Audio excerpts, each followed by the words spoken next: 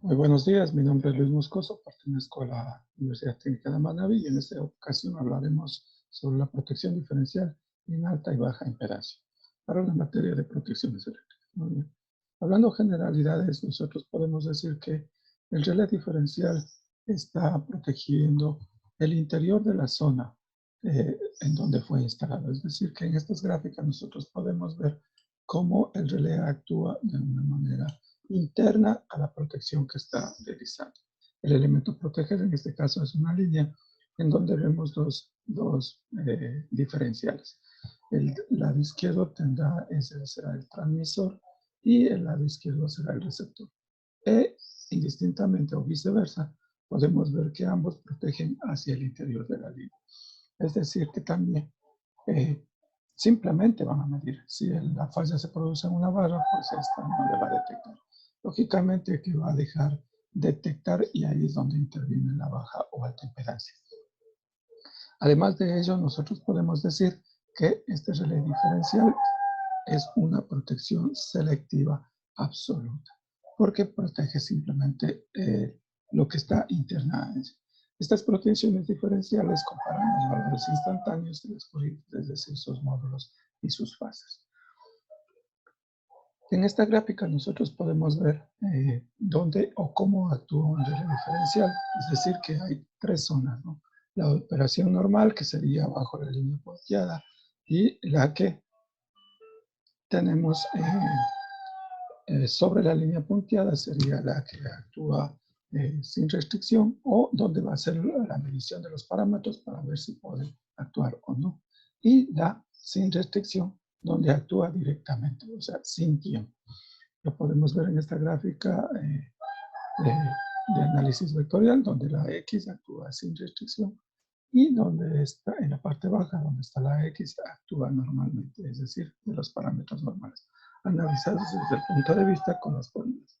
Que la corriente diferencial es más o menos como la ley de Kirchhoff, que toda la sumatoria de las corrientes que llega a un nodo serán igual a cero. Y la que actúa con restricción será las corrientes máximas del mismo.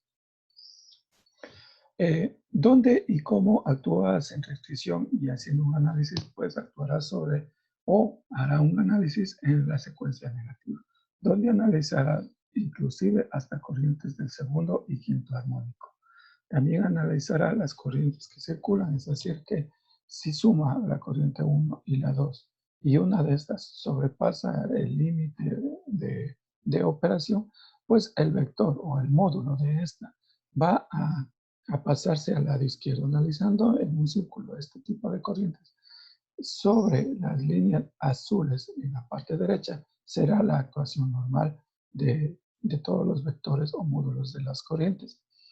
Pero si uno de los módulos sobrepasa este módulo, es decir, que se pasa al lado izquierdo, al cuadrante, es decir, el 3 y 4, este será una corriente totalmente alta, donde el relé actuará inmediatamente sin restricción. En una gráfica al lado podemos analizar la curva de la corriente en operación normal y algunas de estas se podrá analizar que está dentro de esa operación. También podemos ver un catálogo de un diferencial aquí analizados desde la marca ABB. Como podemos ver, este cálculo de corrientes son muy altas, es decir, en el primer cuadrante, donde el relé actúa directamente, ¿no? El trip será el salto, el corte del relé. En el segundo cuadro, pues analizará la corriente instantánea, es decir, unas corrientes picos, donde estas provocarán, es posible que el segundo o el quinto armónico, y dependiendo del valor que obtengan esas medidas, pues este actuará. Y como tercer módulo, hemos dicho que analiza lo que es las corrientes negativas o la secuencia negativa, donde actuará sobre la sensibilidad del canal, ¿no?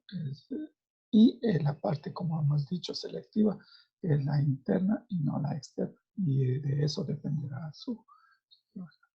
Como conclusiones, decimos que el diseño utilizar en las posiciones de alta y baja impedancia pues se concluye que la baja impedancia es lo más utilizada en barras colectoras, es decir, que su mayor uso está en barras colectoras.